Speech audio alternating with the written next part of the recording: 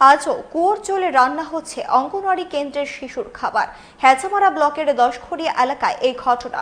এছাড়াও বিভিন্ন সমস্যায় জর্জরিত অঙ্গনওয়াড়ি কেন্দ্রটি। পানীয় জল তো নেই, পাশাপাশি ঘূর্ণিঝড়ে টিনের ছাউনি ভেঙে গেছে।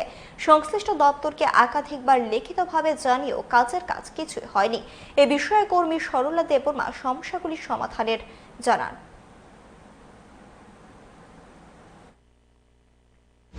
আমাদের এই স্কুল সেন্টারেতে আমার প্রথমে মিডিয়া পার্সনে আমি জানাই নমস্কার।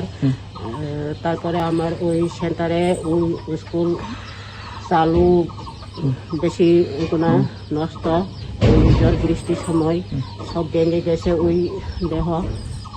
তাইলে কিচেন সেটও নাই, জলের সমস্যা, জলের কোনো সাপ্লাই নাই, হ্যান্ড পাম্প নাই, তারপরে ট্যাঙ্কি, জলের ট্যাঙ্কি নাই, এরকম।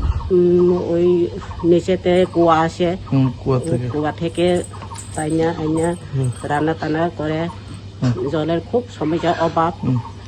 তারপরে আমরা হাসতে হাঁপাঙ্গে আমি জানাইছি জলের ব্যবস্থা তাড়াতাড়ি আমরা এই সেন্টারে প্রয়োগ নিলে ভালো হয়।